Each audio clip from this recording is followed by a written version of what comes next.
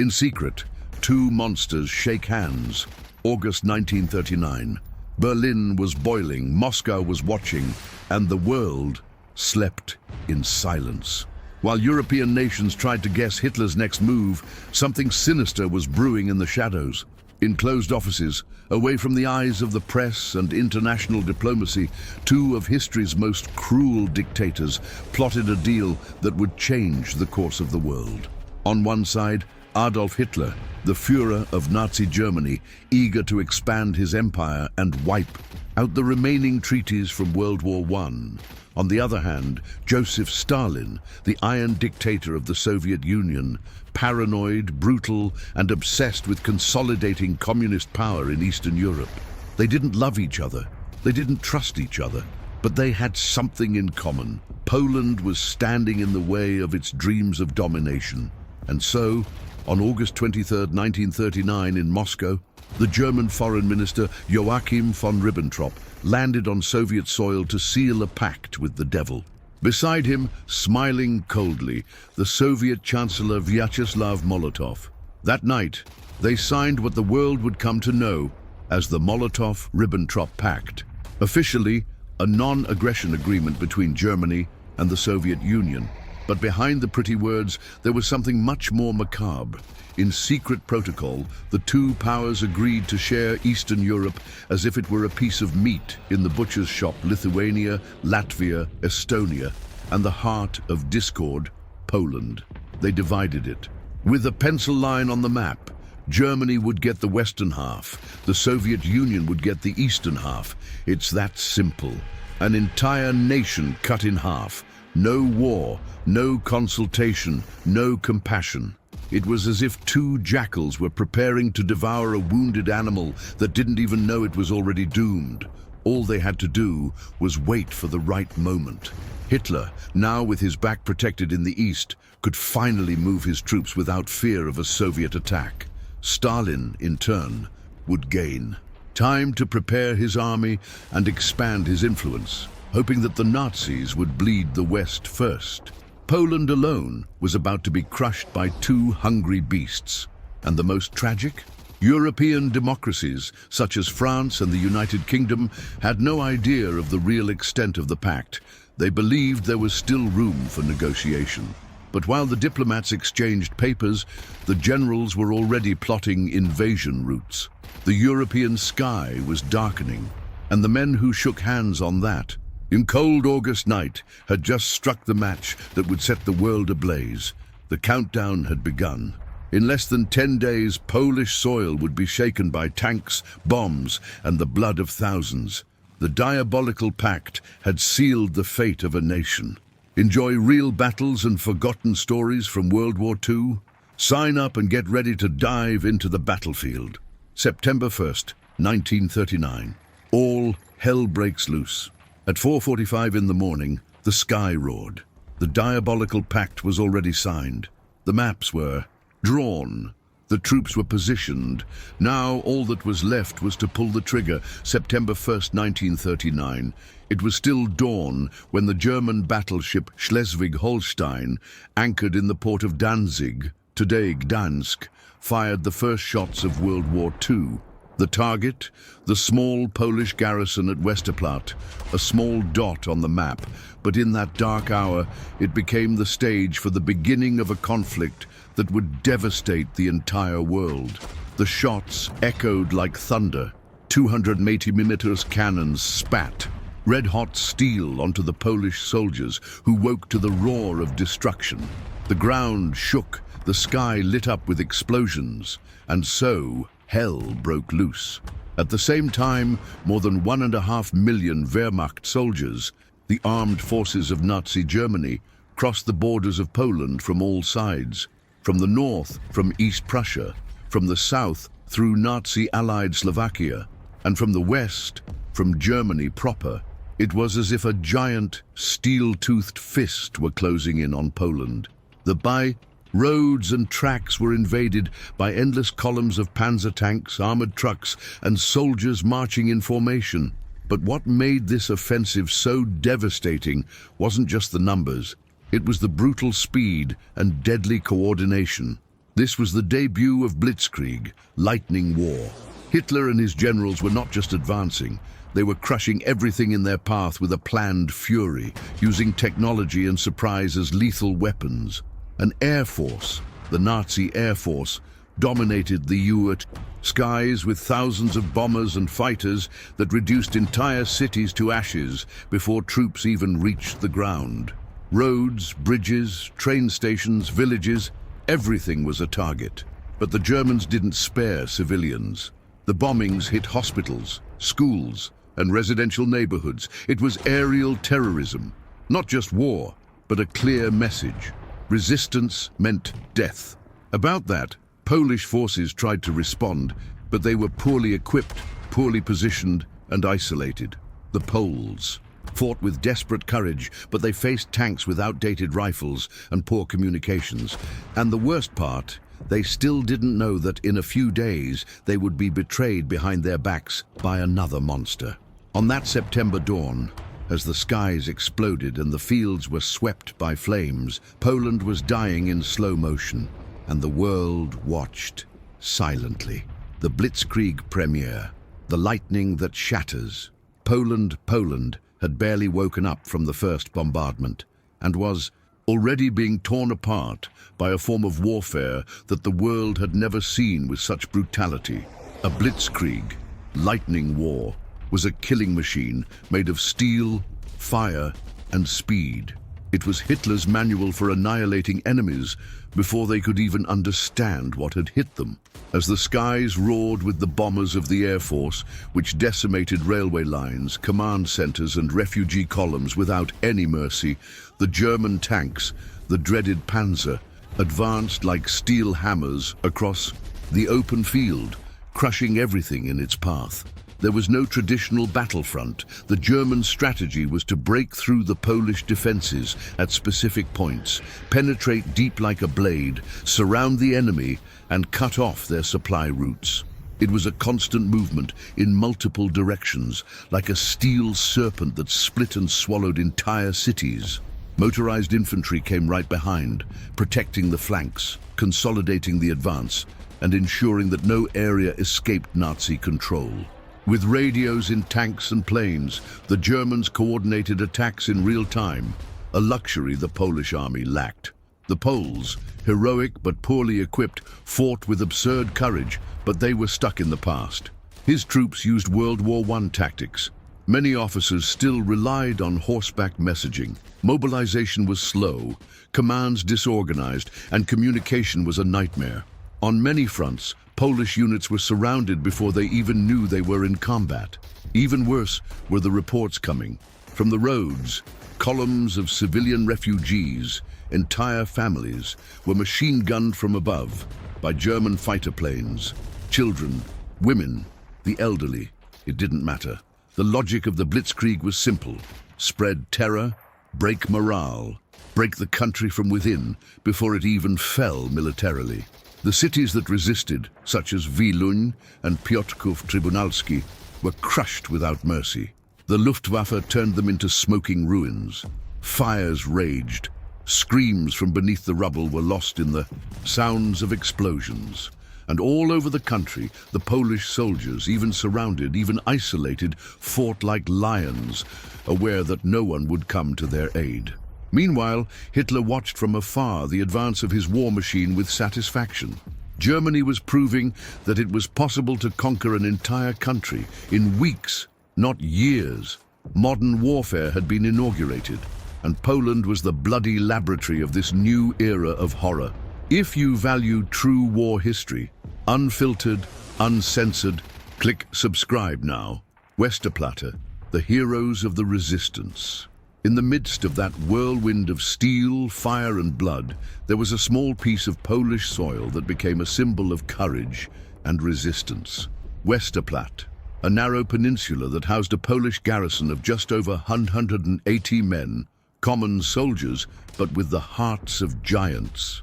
When the German battleship Schleswig-Holstein began its bombardment on September 1st, these few men knew they were about to face an enemy force thousands of times larger. But instead of retreating, they decided to fight to the end. By 7 whole days, under a relentless barrage of bombs, gunfire, and explosions, they held out. Every machine gun burst, every grenade thrown was a cry of defiance against the Wehrmacht's relentless advance. They used trenches dug in the ground, makeshift bunkers, and any scrap of stone or wood to hold the line. On the other side, the Germans were frustrated. This unexpected resistance was delaying their plans and forcing them to expend precious resources to capture a position that, in the eyes of many, seemed insignificant. But for the Poles of Westerplatte, it was not just a garrison. It was a matter of honor, of dignity, of hope. The resistance there, even knowing that victory was almost impossible, became an epic symbol for all of Poland. Proof that even in the face of the greatest force on the planet, the will to fight could not be crushed so easily. As the bombs fell and German soldiers tried to break through the defenses, the men of Westerplatte showed that war is not just about numbers, guns, and tanks, but also about courage, sacrifice, and an indomitable spirit. By the end of the 7th day, when the Germans finally took control of the peninsula, the defenders had already destroyed their weapons to prevent them from falling into enemy hands. They were taken prisoner, but the legend of Westerplatte had been born, a story of bravery that would echo for decades, inspiring resistance against the yoke of terror, intense, detailed, and bloody documentaries about humanity's greatest battles. Subscribe and join our troop. Warsaw Under Bombs, the massacre of the capital. While Westerplatte resisted tooth and nail, the Polish capital, Warsaw, was preparing to face an even darker fate. From the first days of the invasion, the Air Force, the feared German Air Force, turned the city into a living hell. Heinkel and Junkers bombers tore through the skies, dropping tons of bombs that destroyed buildings, bridges, and streets, while Messerschmitt fighters hunted down any Polish aircraft attempting to defend the airspace. The civilian population, unprepared for such devastation, sought shelter in basements and subway stations. But there was no safe place when the sky seemed to be falling into flames. Explosions leveled entire neighborhoods, and the deafening roar of cannons mingled with the screams of the wounded and the cries of children. Air raid sirens blared constantly, but civilians often had no time to take cover. The anti-aircraft defense was weak and insufficient, and the Polish soldiers fought bravely, trying to keep the city alive against an air force that seemed invincible. As the bombs fell, German troops advanced along the roads and streets that had not yet been destroyed, surrounding Warsaw. The siege slowly closed in, trapping the defenders and civilians in a cauldron of smoke, fire, and despair.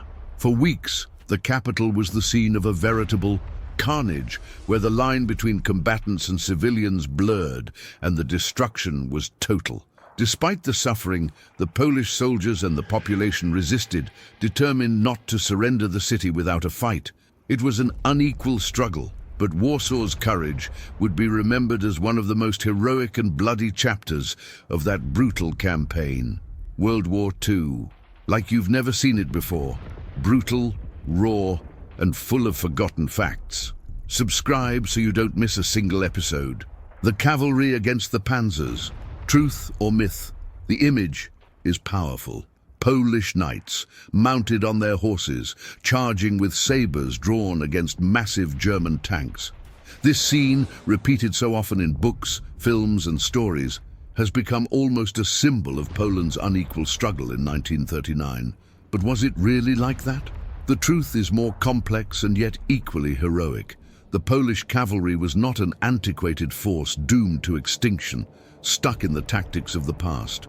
On the contrary, these soldiers were highly mobile, trained for rapid attacks and reconnaissance, and often ambushed enemy units.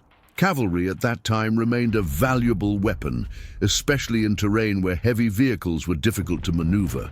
However, the brutal reality of the Blitzkrieg, with its fast tanks, heavy artillery, and aerial bombardments, meant that the Polish cavalry often found itself at a severe disadvantage. Against relentless steel machines and relentless fire, horses and their riders were vulnerable. Yes, there were moments of direct combat between cavalry and tanks, but these were desperate and sporadic clashes, not pitched battles. Most often, the Polish cavalry sought to escape, flank, or attack less defended German positions. Despite this, the cavalry fought with impressive ferocity, sacrificing themselves to delay the enemy advance and protect retreating units. This unequal struggle between the ancient and the modern became one of the most striking images of the Polish campaign, symbolizing the courage of an army that, even in the face of the overwhelming advance of military technology, did not hesitate to confront the enemy. Amidst the chaos of the invasion, a spark of hope emerged for Poland. Battle of Bzura, the largest organized counterattack by Polish forces during the 1939 campaign. Between September 9th and 19th, some 200,000 Polish soldiers, led by Generals Tadeusz Kutzeba and Władysław Bortnowski, launched a daring blow against the German advance. The goal was simple but ambitious: break the siege in the central region and relieve pressure on Warsaw, allowing Polish forces to regroup and hold out longer. Polish troops attacked with force and surprise, pushing back German lines at several points, inflicting heavy losses and momentarily halting the Blitzkrieg advance. In the field, hope was kindled. It wouldn't be so easy for the Germans to conquer Poland. But this initial victory was short-lived. The Nazi war machine reacted quickly, reinforcing its troops with massive air support and heavy artillery. Technological and numerical superiority began to assert itself, and the siege closed in on the Polish forces that had launched the attack. The region's marshy terrain hampered tank movement, but it didn't stop the Luftwaffe from bombing Polish positions, causing destruction and panic. The incessant fire and the exhaustion of forces led to disorganization among the troops, who became surrounded and isolated.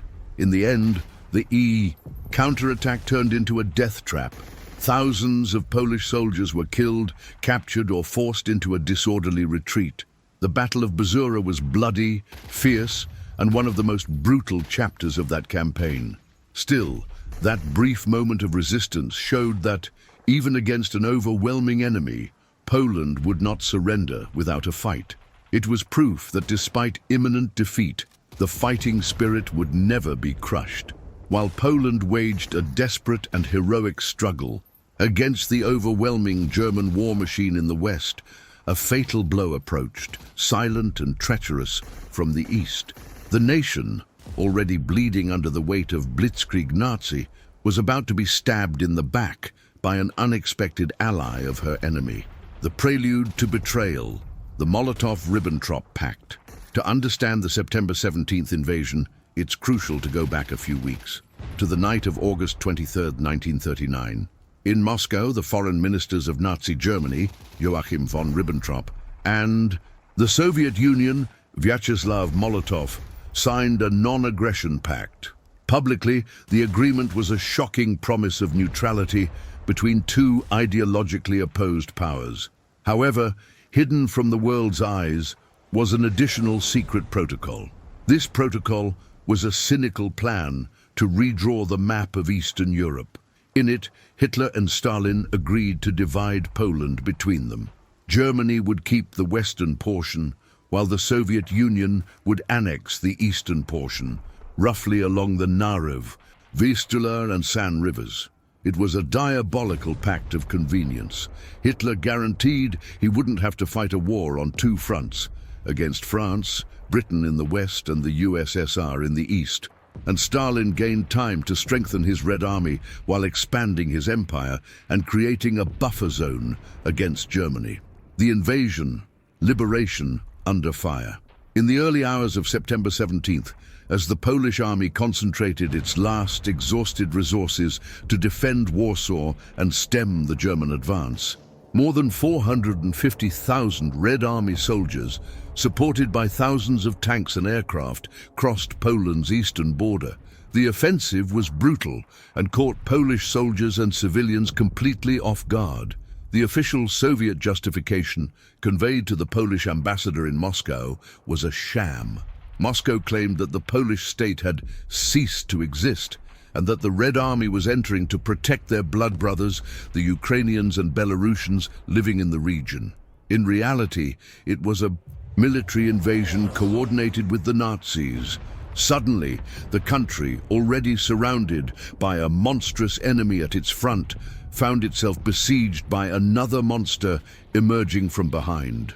The collapse of resistance and the impossible dilemma Polish forces in the east consisted primarily of border guard units and some reserves, as the bulk of the army was engaged in the west. The Polish High Command, led by Marshal Edward Rydz-Śmigły, faced an impossible dilemma. Fighting two of the world's largest armies simultaneously was suicidal. In desperation, he issued a fateful order. With the Soviets, do not fight unless they attack or attempt to disarm our units. Warsaw and Modlin must be defended. The instruction was to withdraw to Romania and Hungary, hoping to reorganize the army in exile. However, communication was chaotic. Many units never received the order or received it too late. In several locations, Polish soldiers, driven by patriotism and indignation, fought bravely against the Soviet invaders, only to be overwhelmed by numerical superiority. The Red Army's advance was swift and violent, not a protection mission, but a ruthless military conquest. The brutality of the occupation and the Katyn massacre betrayal on the battlefield was followed by systematic brutality against the population. For the Poles, the Soviet occupation was as devastating as the Nazi one. The NKVD, the Soviet secret police, followed the Red Army, arresting, torturing, and executing thousands of enemies of the people. Military officers, police officers, intellectuals, priests, landowners, and anyone deemed a threat to the communist regime. One of the darkest chapters of this occupation was the Katyn massacre. In the spring of 1940, the NKVD systematically executed some 22,000 Polish officers and intellectuals who had been taken prisoner of war. They were shot in the back of the head and buried in mass graves in the Katyn forest and other locations. For decades, the Soviet Union denied responsibility, blaming the Nazis, and only in 1990 did Mikhail Gorbachev's government admit the truth. In addition to the executions, hundreds of thousands of Polish civilians were deported in inhumane conditions to gulags and labor camps in Siberia and Kazakhstan. Families were torn from their homes in the middle of the night and sent in cattle cars to a slow death from cold, hunger, and exhaustion. The end of the Second Polish Republic, with the Red Army controlling the eastern half and the Wehrmacht. The western half, Poland, was officially split in two, a victim of the unholy alliance between two totalitarian regimes. On September 28, 1939, Germany and the Soviet Union signed a new treaty, adjusting the borders of their conquests. Warsaw, which had resisted heroically, finally capitulated. As the world watched in astonishment, Poland found itself crushed between two overwhelming forces, a land of blood, fire, and betrayal. The Soviet invasion was not just a military coup, it was the act that sealed the fate of the Second Polish Republic and plunged its population into a nightmare of dual occupation that would last for years, marking the beginning of one of the most tragic periods in European history. The September 17th invasion was not an impulsive act, but the culmination of a cold and calculating geopolitical strategy executed with a brutality that left deep scars on the Polish psyche and redefined the course of World War II. 1. The Kremlin's perspective, geopolitics. Ideology and fear for Stalin. The invasion of Poland was a multifaceted move, driven by a mixture of imperial ambition, defensive pragmatism, and historical revenge. Imperial restoration and historical revenge. Stalin via eastern Poland, known as borderlands, not as legitimate Polish territory, but as Ukrainian and Belarusian lands, that had been stolen from Soviet Russia during the Polish-Soviet War of 1919-1921. In that war, the newly independent Poland, under the command of Józef Piłsudski, had humiliated the Red Army, halting the advance of communism in Europe in what became known as the Miracle on the Vistula. For Stalin, who was personally involved in that conflict, the defeat was an open wound. The 1939 invasion was, in part, revenge, an opportunity to erase this humiliation and restore the borders of the former Russian Empire under the Soviet flag. The buffer zone. Despite the non-aggression pact, Stalin distrusted Hitler. He was convinced that a confrontation between Nazism and communism was inevitable. By annexing eastern Poland, as well as the Baltic states and parts of Finland and Romania, Stalin was creating a strategic depth. This vast swath of land would serve as a buffer zone to absorb the initial impact of a future German invasion, giving the Red Army more time and space to mobilize and counterattack. The tragic irony is that when Operation Barbarossa was launched in 1941, this buffer zone was breached with astonishing speed by German forces, exporting the revolution and suppressing bourgeois nationalism. The invasion also had a strong ideological component. Eastern Poland was ethnically diverse, with large populations of Ukrainians and Belarusians. The Kremlin justified the invasion as a mission to liberate these Slavic peoples from the oppression of Polish landlords. In practice, this meant the forcible imposition of the communist system. Private property was abolished, religious institutions were persecuted, and any form of non-Soviet national identity was brutally suppressed. 2. Reality on the ground. Chaos and courage. Marshal Rydz-Śmigły's order not to engage the Red Army created a surreal and chaotic situation on the Eastern Front, fraternization and shooting. In some places, Soviet troops initially approached Polish units with white flags, claiming they were coming to help in the fight against the Germans. Some Polish soldiers, confused and isolated, believed them. However, this fraternization was often a ruse. As soon as Polish troops lowered their guard or surrendered their weapons, they were immediately taken prisoner. In many cases, officers were separated from their men and executed on the spot. Pockets of fierce resistance. Despite the official order, Polish resistance was not non-existent. The city of Grodno became a symbol of heroic defiance. For 3 days, improvised soldiers and even civilians, including teenage Boy Scouts, fought desperately against Soviet tank units, inflicting significant losses on the invaders before being finally subdued. Notable battles also took place in Wilno, present-day Vilnius, Lwów, present-day Lviv, and the Battle of Szak, where the Polish Border Protection Corps faced the Soviet Fourth Armada. These acts of bravery, though strategically futile, demonstrated that the nation did not passively surrender. Minority reaction.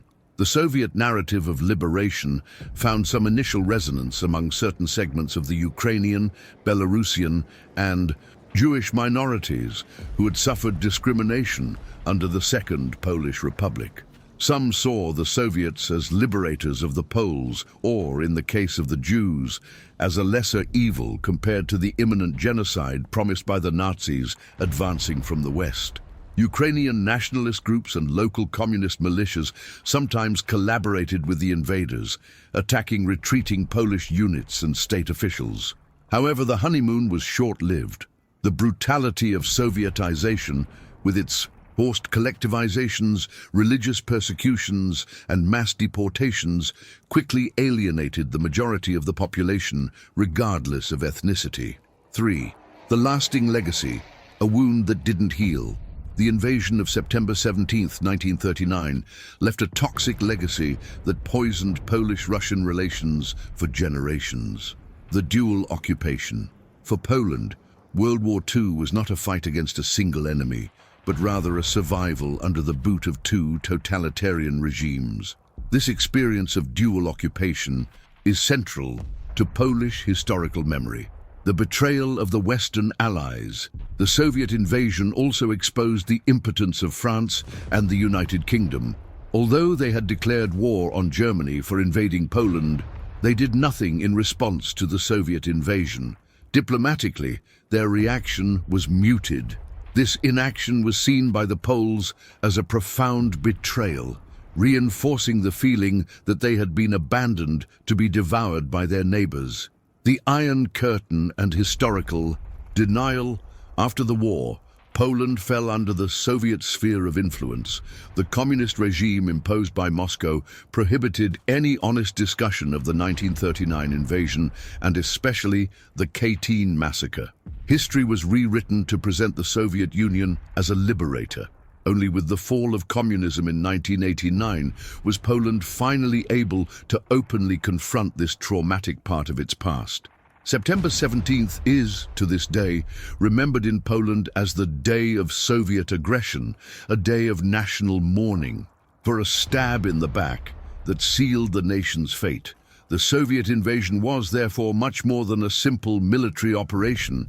It was an act of cynical imperialism, masked by ideological rhetoric that not only accelerated Poland's collapse, but also sowed the seeds of the Cold War and left a legacy of distrust and pain that endures to this day. Certainly, let's delve even deeper, weaving the threads of geopolitics, human experience, and long-term consequences into a continuous and detailed narrative, exploring the deepest layers of the Soviet invasion of Poland. The morning of September 17, 1939, broke over Poland's eastern border, not with sunrise, but with the roar of thousands of Red Army engines. For the Polish nation, already engaged in an apocalyptic struggle against the German Wehrmacht in the west for more than 2 weeks, this new dawn brought not hope, but the confirmation of an absolute nightmare. The Soviet invasion was not a last-minute opportunistic attack. It was the final, calculated move in a geopolitical chess game played by Joseph Stalin with ruthless coldness, whose roots ran deep in history, ideology, and a brutally pragmatic vision of power. To understand the depth of this betrayal, one must go back not just to the weeks preceding the signing of the Molotov-Ribbentrop Pact, but to 2 decades earlier. The Polish-Soviet War of 1919-1921 was an open wound in the psyche of the nascent Soviet state. Poland, newly reborn from the ashes of World War I, had achieved the unthinkable, halting the Red Army's advance at the gates of Warsaw, crushing Lenin's dream of exporting the communist revolution to a war-exhausted Europe. Stalin, who played a commanding role in that conflict, bore the humiliation of that defeat as a personal debt. For him, independent Poland was not just an inconvenient neighbor, but a historical wrong that needed to be corrected. The 1939 invasion was, at its crudest essence, a delayed revenge, a chance to rewrite history, with the point of bayonets and tank tracks, restoring what he saw as the empire's legitimate borders, now under the red flag. The pact with Hitler, signed on August 23rd, was the key that unlocked the door to this revenge. The secret protocol, which divided Poland along the Narrow, Vistula and San rivers, was an act of supreme geopolitical cynicism. 2 ideologies that declared themselves mortal enemies agreed to collaborate to annihilate a sovereign nation. For Hitler, the agreement neutralized the threat of a 2-front war. For Stalin, it was a masterpiece of realpolitik. He would not only recover the lost territories of Western Ukraine and Belarus, but also buy precious time to continue the desperate modernization of his own army, while watching the capitalist powers destroy each other. Most importantly, he would create a vast buffer zone, a strategic depth that in his mind would absorb the inevitable future attack of his new and temporary ally, Nazi Germany. The public justification for the invasion was a work of Orwellian fiction. Moscow declared that the Polish state had collapsed and ceased to exist, and that the Red Army was marching to protect their Ukrainian and Belarusian blood brothers. The reality on the ground was a brutal military conquest. More than 450,000 soldiers, organized into two fronts, Belarusian and Ukrainian, advanced with overwhelming force. The Polish resistance in the east, composed primarily of border guard units and reservists of the Border Protection Corps, KOP, was caught in an impossible trap. The Polish High Command, already in the process of evacuation, issued the desperate order to avoid combat with the Soviets and retreat to Romania. But the lines of communication were in tatters. The result was chaos. In some sectors, confused Polish units, lacking clear orders, were deceived by white flags and promises of aid against the Germans, only to be disarmed and trapped. In others, outrage and patriotism led to acts of fierce and suicidal resistance. The defense of Grodno became legendary, where soldiers and civilians, including young students, fought Soviet tanks with Molotov cocktails, holding the city for 3 days. These battles, though militarily insignificant in the grand scheme of things, were a bloody testament to the nation's refusal to surrender passively. Behind the combat troops came the squads of the NKVD, Stalin's secret police, with their lists of enemies of the people. The Soviet occupation was an operation of violent social engineering. The Polish elite, military officers, police officers, judges, intellectuals, priests, businessmen, were systematically hunted down. Arrests, torture, and summary executions became the norm. The apex of this brutality would come in the spring of 1940 with the Katyn massacre, a war crime calculated in cold blood to decapitate the leadership of the Polish nation. Some 22,000 officers and members of the intelligentsia, taken prisoner during the invasion, were methodically murdered with a shot to the back of the head, a genocide of class and intellect designed to ensure that Poland would never rise again as an independent entity. Simultaneously, a vast deportation operation was launched. Between 1939 and 1941, hundreds of thousands of Polish civilians of all ethnicities were torn from their homes, herded into cattle cars, and sent to the vast Gulag archipelago. Entire families were shipped to Siberia and Kazakhstan, condemned to a slow death through forced labor, starvation, and unrelenting cold. It was Sovietization by force, the eradication of a culture and a people through terror and exile. For Poland, the September 17th invasion sealed its tragic fate, crushed between the jaws of two totalitarian regimes. The inaction of its Western allies, France and Great Britain, who did not declare war on the USSR, was felt as the ultimate betrayal, an abandonment that left a scar of distrust in the national memory. The experience of double occupation would define Polish identity during the war and for decades to come. After 1945, when Poland was pushed behind the Iron Curtain, the truth about the Soviet invasion and the Katyn massacre was suppressed, buried under an official narrative of liberation. September 17th became a forbidden date, a ghost in official history, but a wound that continued to throb in the collective consciousness of the Polish people, a silent and painful reminder of the stab in the back that marked the true beginning of their long and dark captivity in the 20th century. In a matter of days, Poland, a sovereign nation with 1,000 years of history, was violently erased from the map of Europe. It ceased to be a country and became an open-air slaughterhouse, a laboratory for the cruelest social engineering experiments, and a battlefield where two totalitarian monsters, Nazism and Soviet communism, met over the corpse of their victim. Poland was not only defeated, it was crucified between two ideological crosses, each hammered with its own hammers of brutality and terror. On one side, coming from the West, the German war machine advanced with the terrifying precision of Blitzkrieg. It was a storm of steel and fire, where Stuka dive bombers, their sirens sounding like the cry of death, swooped down on columns of refugees and defenseless towns.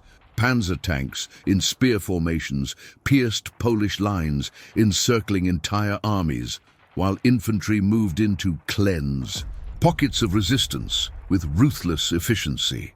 Nazi ideology viewed the Poles as subhumans, and the invasion was just the first step towards the depopulation and colonization of the habitat living space.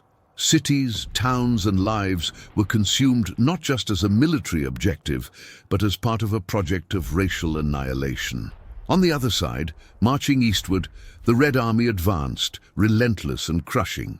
If German brutality was cold, calculating, and racially motivated, Soviet brutality was equally systematic, but driven by a logic of class and total control. Wherever the Red Army passed, the NKVD, Stalin's secret police, was not far behind. Its mission was to decapitate Polish society, eradicating its ruling class. Officers, intellectuals, priests, civil servants, and landowners were hunted down, arrested, and often executed. The Soviet invasion was not merely a territorial conquest, it was the forcible imposition of a new order, the destruction of a national identity, and its replacement by the grey conformity of Soviet communism. These two monsters, though openly mortal enemies, acted in a macabre synergy. They were not there to negotiate, but to devour. The victim was a brave person who found themselves in an impossible situation. The Polish soldier, fighting heroically against an enemy in the west, suddenly heard the sound of tanks approaching from behind. Who should he shoot at? Against which tyranny should he aim his rifle? The Polish government, forced to flee to Romania, tried desperately to maintain a semblance of command, but the reality on the ground was total collapse. Communications were cut, isolated units fought to the last bullet, soldiers without orders wandered through a country that no longer belonged to them, and millions of terrified civilians were trapped between German bombing and Soviet deportations. The collaboration between the invaders was, at times, frighteningly explicit. The most infamous example occurred in Brest-Litovsk, a city with profound historical symbolism. On September 22, 1939, German troops from Heinz Guderian's 99th Army Corps and Semyon Krivoshin's Soviet 29th Tank Brigade held a joint military parade to celebrate the capture of the city. As Nazi flags were lowered and Soviet flags were raised, German and Soviet commanders exchanged formal greetings, cold smiles, and handshakes for the cameras. Soldiers from both armies, who 2 years later would be killing each other by the millions, marched side by side. To the world, and especially to the Polish people, that image was the grotesque embodiment of the unholy alliance that had sealed their fate. In the midst of this, Poland disappeared. Its territory was formally divided by the German-Soviet Treaty of Friendship, Cooperation, and Demarcation of September 28th. The western part was annexed directly to the Reich or transformed into the general government, a colonial fiefdom for exploitation and terror. The eastern part was absorbed by the Soviet Union. The brutality of the dual occupation knew no bounds. Both regimes carried out massacres of prisoners of war. Both aimed to suppress Polish culture, closing universities, looting museums, and banning the use of the language. Both initiated a regime of terror that would leave scars that not even time could completely heal. What remained of the September campaign was not peace, but the silence of a cemetery, a devastated land, covered in the ruins of Warsaw and countless other cities, a people suffering, traumatized, decimated, and facing a future of unimaginable oppression. And the grim certainty that Poland's destruction was not the end, but merely the prologue. The alliance between the two monsters had plunged the world into a darkness that would consume tens of millions of lives, forever changing the course of human history. Poland was the first to fall, the first to suffer the combined fury of the two most murderous regimes of the 20th century.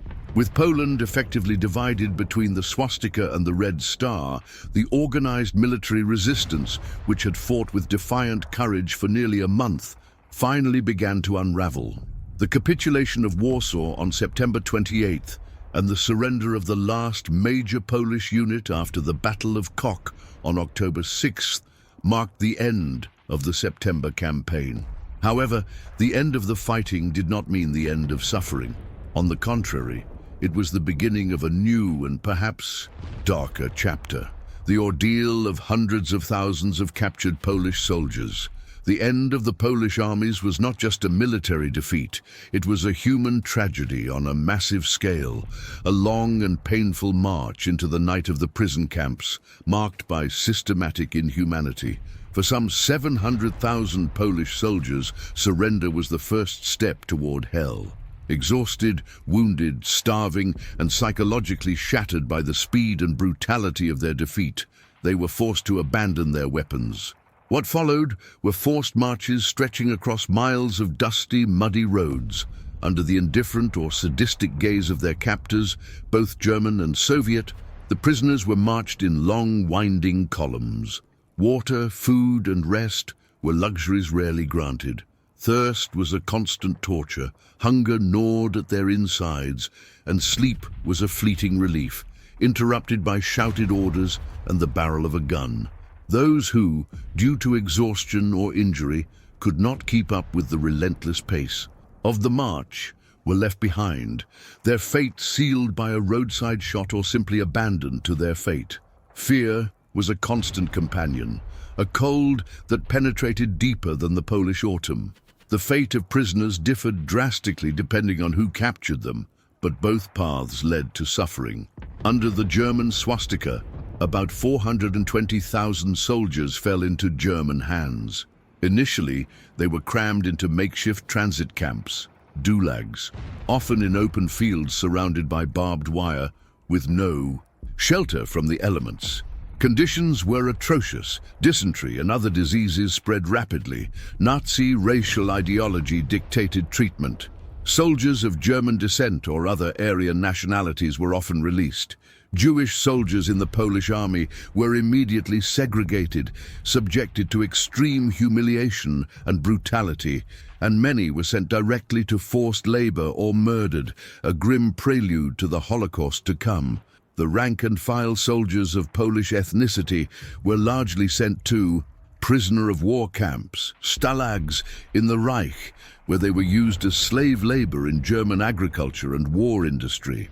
The officers, protected in theory by the Geneva Convention, were sent to specific camps, flags, where, despite difficult conditions, they tried to maintain a command structure and became planning centers for escapes and intellectual resistance.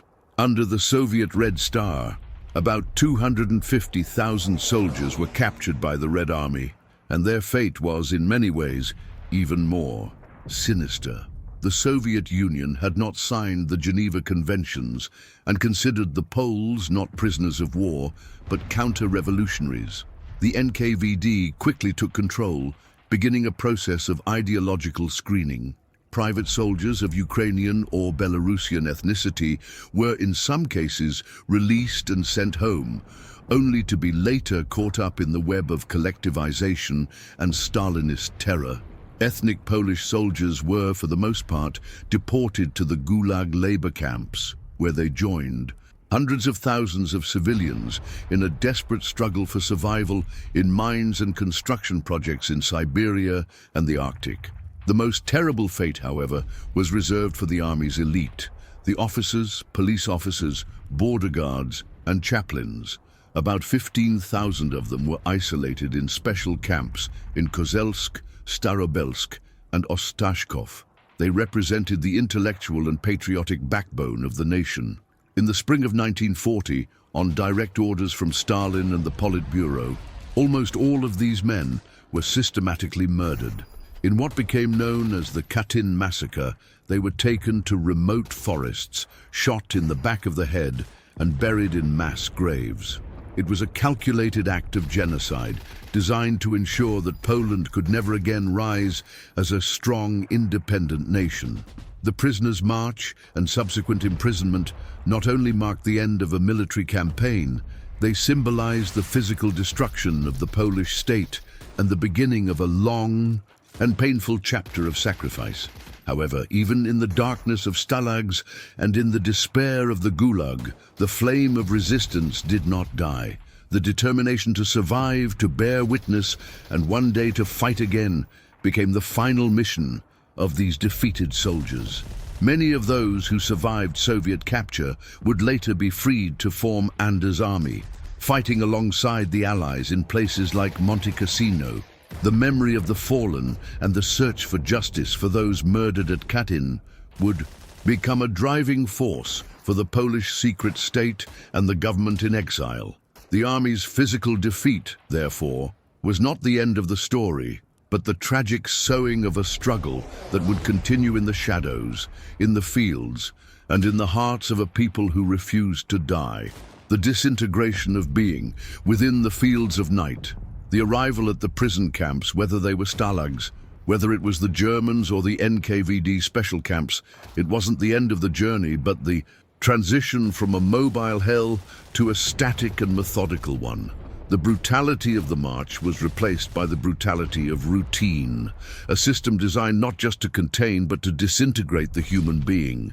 The Polish soldier's identity, his name, his rank, his history, was violently stripped away, replaced by a tattooed or shouted number, a tattered uniform, and the anonymous status of prisoner.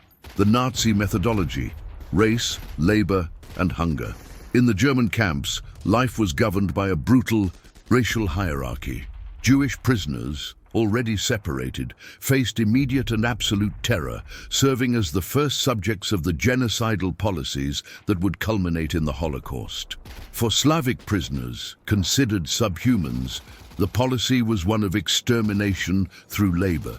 Starvation was a deliberate and omnipresent weapon. Rations were calculated to keep men alive just long enough to perform grueling labor in agriculture, mines, or factories that fueled the German war machine. Death from exhaustion, malnutrition, and diseases like typhus and tuberculosis was a daily occurrence, a calculated part of the camp economy. Humiliation was a constant psychological tool. German guards, imbued with an ideology of racial superiority, treated prisoners with sadistic contempt. Public appeals, collective punishments for individual infractions, and the constant threat of arbitrary violence created an environment of paralyzing fear and distrust. Yet it was in this toxic soil that passive resistance flourished. The officers in flags organized secret universities, concerts, plays, and clandestine masses. Keeping their dignity, faith, and intellect alive became the ultimate act of defiance. Learning a language, reciting poetry from memory, or sharing a piece of stolen bread were monumental victories against a system that sought to reduce them to mere animals. The Soviet methodology: ideology, interrogation, and annihilation. If Nazi captivity was a racial hell, Soviet captivity was an ideological and paranoid hell. In the special camps of Kozelsk, Starobelsk, and Ostashkov, the NKVD was not interested in slave labor, but in the minds of its prisoners. Every officer, police officer, or intellectual was seen as an incurable carrier of the virus of Polish nationalism, Catholicism, and bourgeois thought. The goal was not exploitation, but analysis and, ultimately, eradication.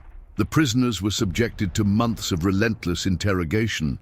NKVD agents, working in shifts, tried to break each man's will, forcing him to reveal information about the structure of the Polish state, betray his comrades, or renounce his beliefs. They sought collaborators, attempted to recruit spies, and, above all, compiled detailed dossiers. It was a process of psychological vivisection, where loyalty, faith, and patriotism were methodically tested and recorded. The vast majority of Polish officers resisted with silent and stubborn courage, refusing to betray their country or their comrades, even in the face of threats and false promises. It was precisely this resilience that sealed their fate. NKVD reports to Stalin concluded that these men were hardened and intransigent enemies of Soviet power, impossible to re-educate or assimilate. The decision, formalized in the document signed by Stalin and other Politburo members on March 5, 1940, was clinical and monstrous: to execute them all. The logic was that of an evil surgeon. to cure the social body of the Polish. Disease. It was necessary to excise its brain and nervous system. The Katyn massacre was not an act of fury, but a cold-blooded state policy, the logical conclusion of the interrogation process. The long march into the night ended for 22,000 men in an unmarked grave with a shot to the back of the head. The legacy of the march, seed of resistance and open wound.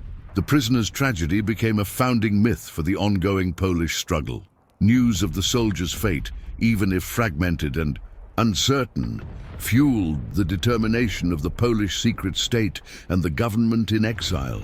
The search for the truth about Katyn, denied by the Soviets and conveniently ignored by the Western Allies for reasons of political expediency, became a national obsession, a symbol of the double betrayal Poland suffered. For the few who survived the Gulag and were amnestied in 1941 to form Anders's army, the experience of captivity forged an iron resolve. These men, walking specters emerging from the Siberian night, marched out of the Soviet Union through the Middle East to fight with desperate ferocity in Italy. The Battle of Monte Cassino, where the Polish flag was finally raised over the ruins of the monastery, was won by men who fought not only for a distant homeland, but against the living memory of their captors and in honor of their murdered comrades.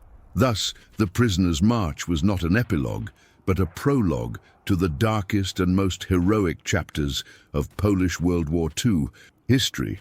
It was the descent into hell that forged saints and martyrs, that transformed defeat into a sacrifice, and that planted the seeds of a resistance that would ultimately outlast both monsters that sought to destroy it. The image of those columns of exhausted men marching toward an unknown fate remains etched in Polish memory as the ultimate symbol of their nation's crucifixion, a path of suffering that paradoxically became the source of their unshakable moral strength.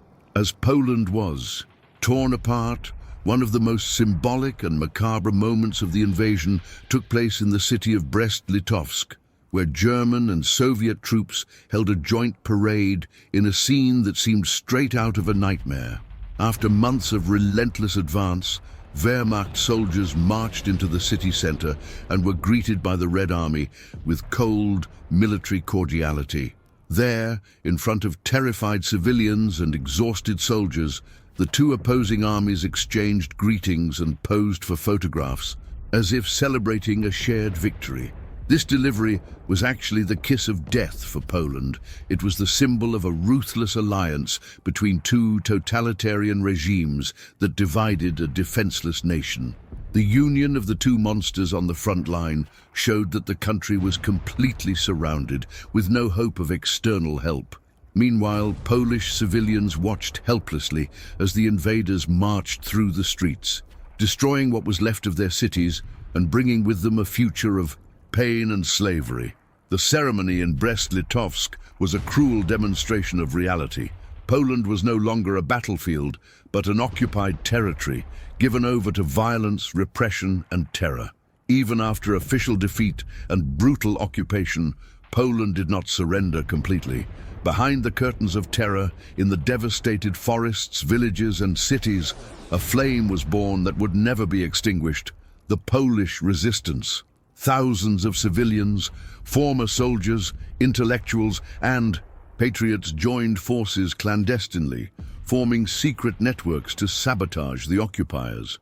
They carried out surprise attacks on German convoys, knocked out communication lines, and disseminated vital information to the government in exile, which kept alive the hope of freedom.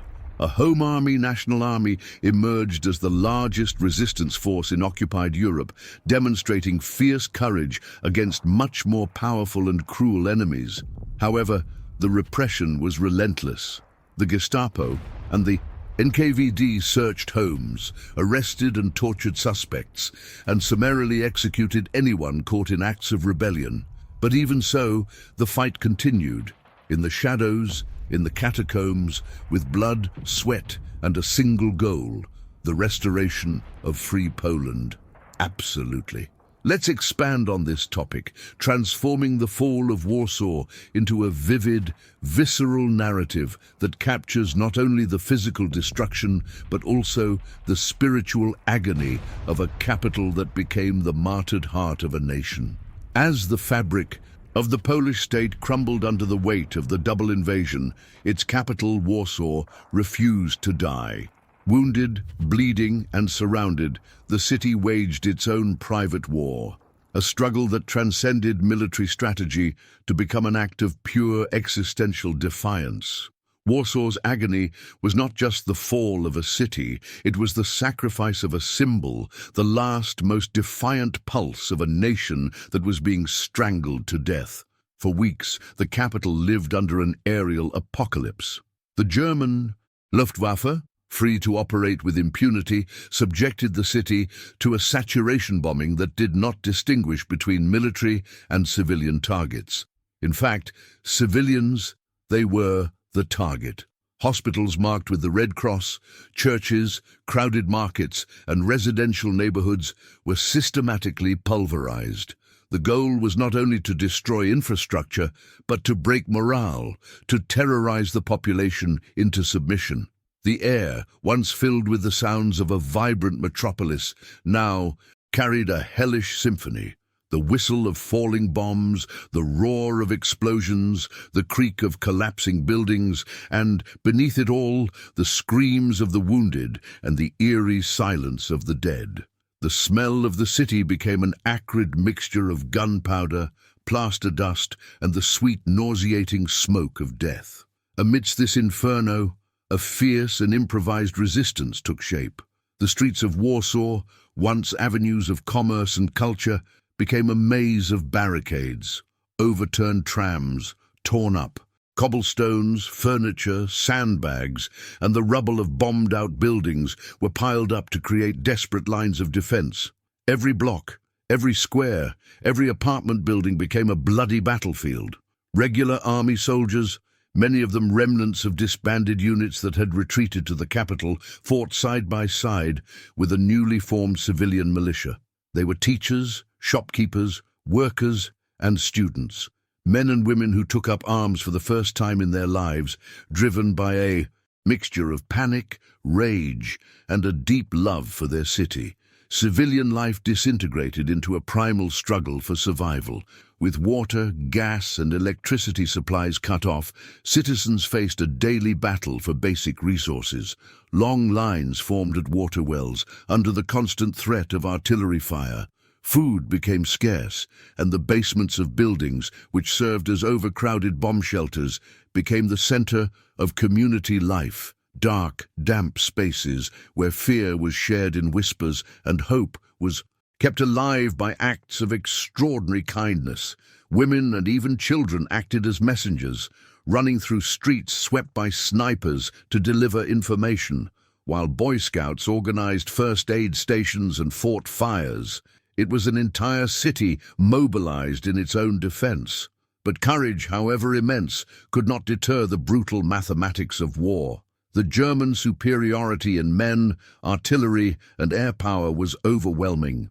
The siege closed inexorably, like a steel noose. Ammunition was running low, medical supplies were exhausted, and starvation was beginning to claim more lives than the bombs themselves.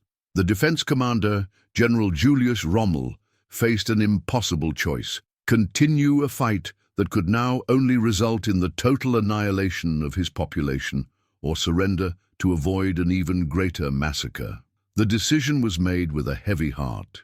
On September 27, 1939, after nearly a month of resistance that astonished even the Germans, the guns finally fell silent.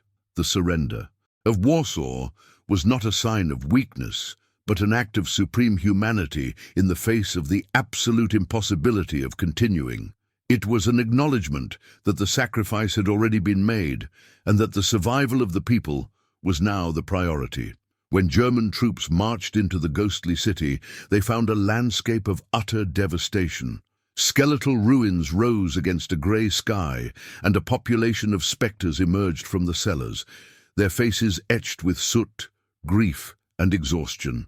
The Fall of Warsaw was more than a military defeat. It was the televised martyrdom of a European capital, living, breathing proof of the price of war and the world's indifference.